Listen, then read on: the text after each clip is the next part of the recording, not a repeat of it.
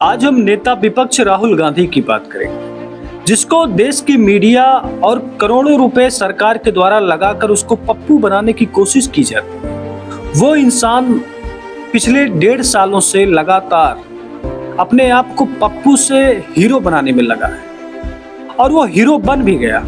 2024 के लोकसभा चुनाव में वो नेता विपक्ष बनकर देश में आता है और संसद पार्लियामेंट में जाता है और तब से लेकर अब तक उसने सरकार के कामों पर एक शिकंजा सा कसा हुआ है। सवाल यह है कि पप्पू बनाने की कोशिश कौन कर रहा था?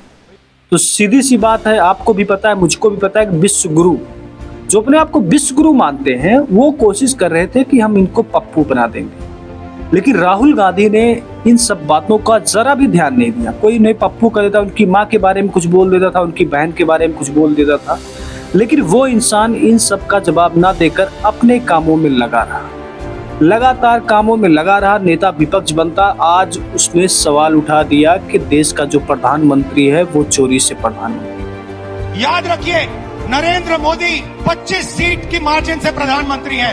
एक सीट हमने दिखा दी कि चोरी हुई है। 25 सीट वो 35,000 या कम वोटों से जीते हैं। अगर हमें इलेक्ट्रॉनिक डेटा मिल जाए, हम साबित कर देंगे कि हिंदुस्तान का प्रधानमंत्री चोरी करके प्रधानमंत्री बना है। तो आपने सुना कि राहुल गांधी कह रहे हैं कि देश का प्रधानमंत्री चोरी से प्रधानमंत्री बना है और इसको हम साबित कर देंगे। अगर चुनाव इलेक्शन डिजिटल डेटा दे दे तो हम 15 मिनट में साबित कर देंगे कि कैसे ये चोरी हुई और चुनाव आयोग इसमें किस तरह से सम्मिलित रहा बीजेपी के साथ। सवाल ये कि आज भी अगर आप देखेंगे तो जब सरकार से सवाल करो तो वो नेहरू तक तो पहुंच जाते। जवाहरलाल नेहरू, इंदिरा गांधी, हर जगह। मोदी जी 11-12 सालों से आपकी सरकार है। हम 15 लाख की बात नहीं करेंगे, 2 करोड़ नौकरियों की बात नहीं करेंगे।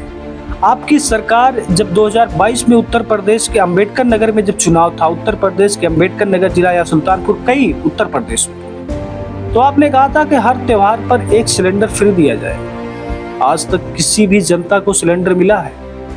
तो ऐसे ना जाने कितने खोखले दावे भारतीय जनता पार्टी के द्वारा किया गया। अरे उन्होंने तो ये भी कहा था 370 हटाने के बाद आतंकवाद खत्म हो जाएगा। हुआ खत्म? नहीं हुआ। तो अब देखिए कि राहुल गांधी अब सीधे बिहार की यात्रा करेंगे और 17 तारीख से यात्रा शुरू होगी 30 तारीख तक। लगभग 10 से 11 दिनों तक लगातार वो बिहार में रहेंगे और यात्रा करेंगे। अब देखना ये कि आने वाले चुनाव में बिहार में कांग्रेस क्या करती है। वैसे आप जान लीजिए कि बिहार में अब की बार कुछ बड़ा होगा, या तो एकदम बेईमानी हो जाएगी, जिस तरह से चुनाव इलेक्शन यहाँ पर काम कर रहा है, SIR कर रहा है, फिर इसके बाद कोर्ट में इसकी दलीलें पेश हो रही हैं, जिस तरह से राहुल गांधी ने दिखाया, उस हिसाब से लगता है कि कुछ बड़ा होगा।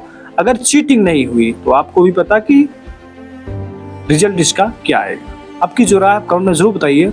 और पप्पू, जिसको पप्पू बनाने की बात चल रही थी, आज वो खुद सरकार में बैठे हुए लोगों को पप्पू बना रहा है।